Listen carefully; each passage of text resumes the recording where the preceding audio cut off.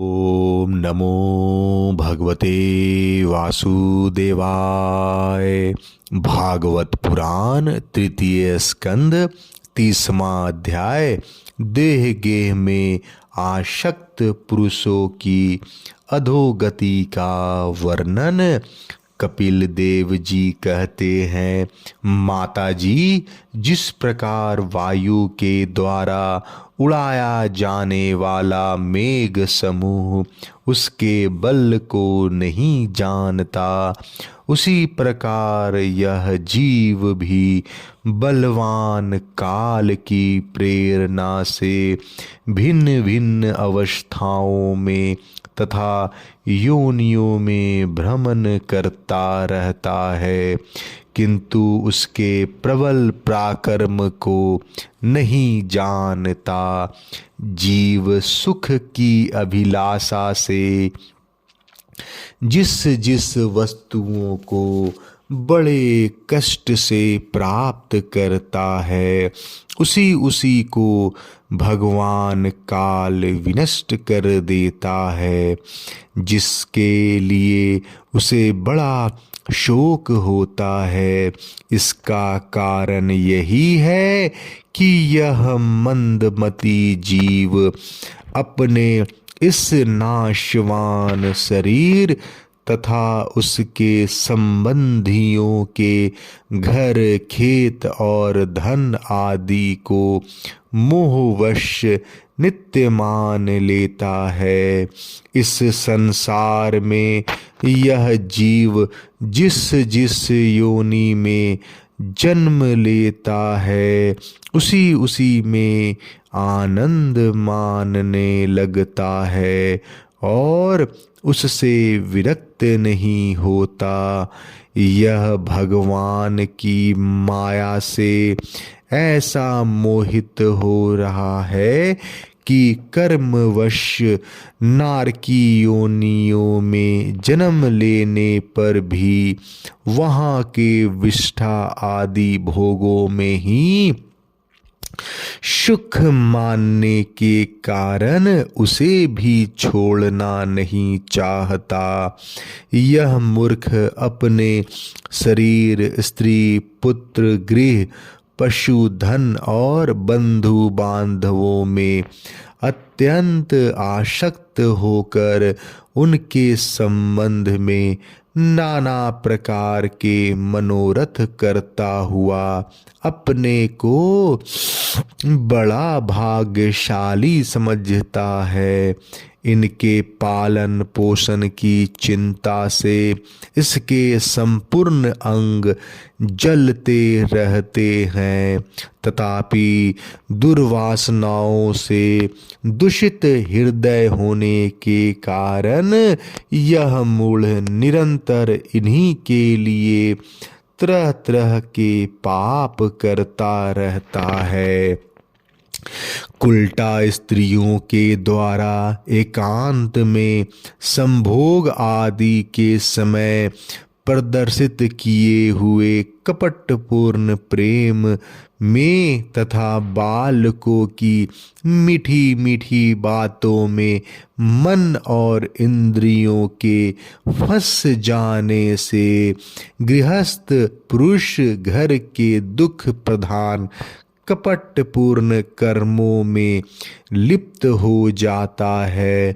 उस समय बहुत सावधानी करने पर यदि उसे किसी दुख का प्रतिकार करने में सफलता मिल जाती है, तो उसे ही वह सुख सा मान लेता है।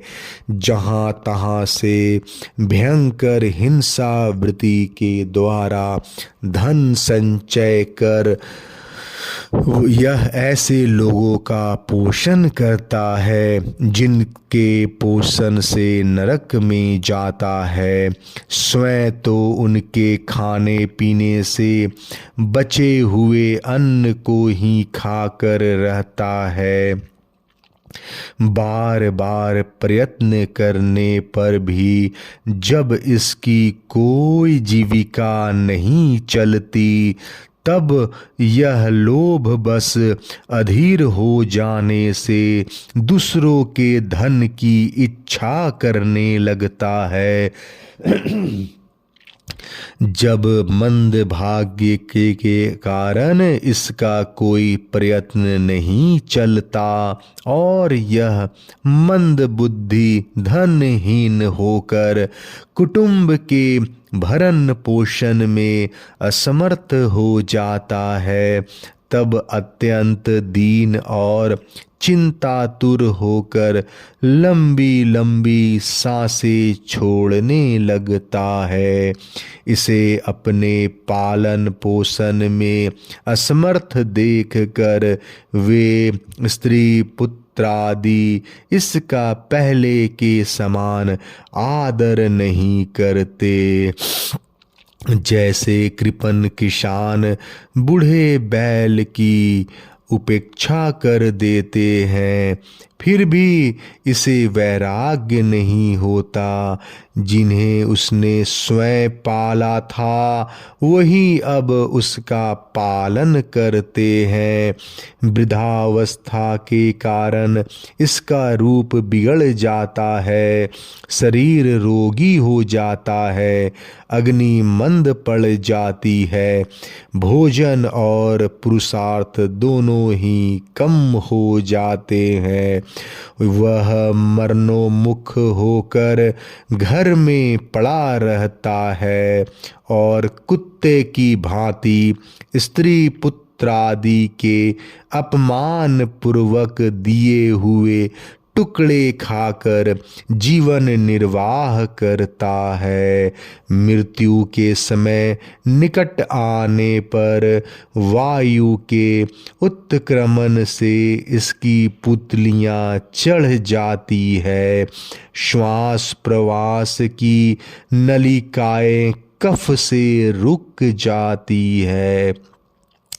खांसने और श्वास लेने से भी इसे बड़ा कष्ट होता है तथा कफ बढ़ जाने के कारण कंठ में घुरघुराहट होने लगती है। यह अपने शोकातुर बंधु बांधवों से घिरा हुआ पड़ा रहता है और मृत्यु पाश के वशीभूत हो जाने से उनके बुलाने पर भी नहीं बोल सकता।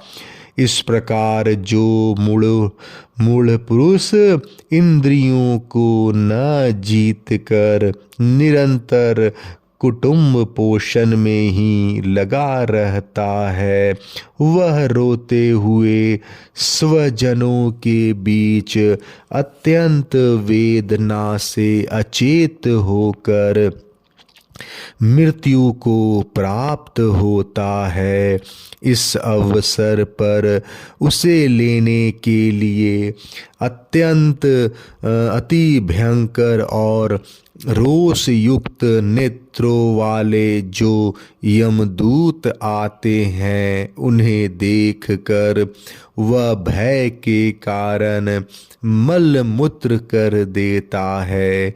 वे यमदूत उसे यातना देह में डाल देते हैं और जिस प्रकार सिपाही किसी अपराधी को ले जाते हैं, उसी प्रकार उसके गले में रस्सी बांधकर बलात्कार से यमलोक की लंबी यात्रा में उसे ले जाते हैं। उनकी घुड़कियों से उसका हृदय फटने और शरीर कांपने लगता है। मार्ग में उसे कुत्ते नोचते हैं। उस समय अपने पापों का याद करके वह व्याकुल हो उठता है। भूख प्यास उसे बेचैन कर देती है तथा धाम दावानल और लुओं से वह तप जाता है।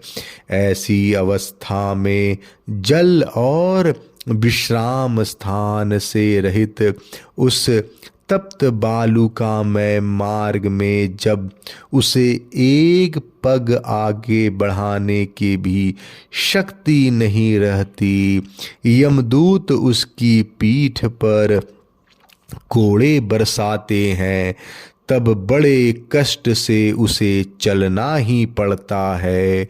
वह जहाँ तहाँ थक कर गिर जाता है, मूर्छा आ जाती है, चेतना आने पर फिर उठता है।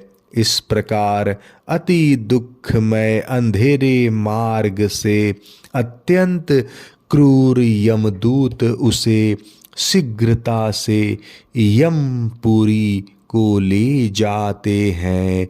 यमलोक का मार्ग 99,000 योजन है।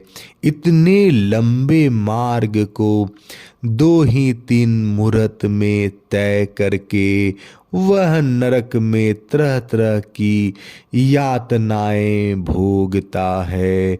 वहाँ उसके शरीर को धधकती लकड़ियों आदि के बीच में डालकर जलाया जाता है।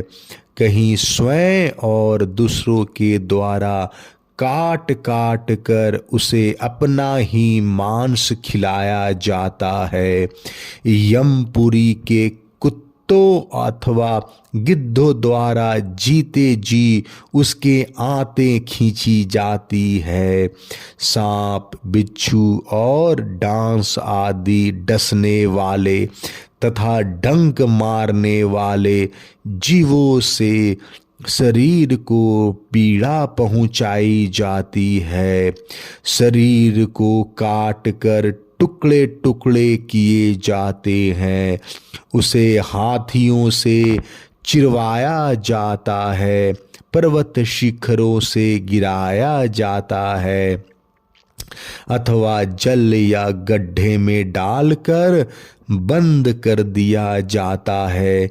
ये सब यातनाएं तथा इसी प्रकार तमिष्य, अंध तमिष्य एवं रौरव आदि नरकों की और भी अनेकों यंत्रणाएं स्त्री हो या पुरुष उस जीव को पारस्परिक संसर्ग से होने वाले पाप के कारण भोगनी ही पड़ती है। माता जी, कुछ लोगों का कहना है कि स्वर्ग और नरक तो इसी लोक में है, क्योंकि जो नारकीय यातनाएं हैं वे यहाँ भी देखी जाती है। इस प्रकार अनेक कष्ट भोग कर अपने कुटुंब का ही पालन करने वाला अथवा केवल अपना ही पेट भरने वाला पुरुष उन कुटुंब और शरीर दोनों को यहीं छोड़कर मरने के बाद अपने किए हुए पापों का ऐसा फल भोगता है। अपने इस शरीर को यहीं छोड़कर प्राणियों से द्रोह करके एकत्रित किए हुए पाप रूप पाथेय को साथ लेकर वह अकेला ही नरक में जाता है। मनुष्य अपने कुटुंब का पेट पालने में जो अन्याय करता है उसका दैवविहित कुफल वह नरक में जाकर भोगता है। उस समय वह ऐसा व्याकुल होता है मानो उसका सर्वस्व लूट गया हो। जो पुरुष निरी पाप की कमाई से ही अपने परिवार का पालन करने में व्यस्त रहता है वह अंधतामिष्ट नरक में जाता है, जो नरकों में चरम सीमा का कष्टप्रद स्थान है। मनुष्य जन्म मिलने के पूर्व जितनी भी यातनाएं हैं तथा शुकर कुकर आदि योनियों के जितने कष्ट हैं, उन सब को क्रम से भोग कर शुद्ध हो जाने पर वह फिर मनुष्य योनि में जन्म लेता है। 30वां अध्याय समाप्त। जय श्री कृष्णा।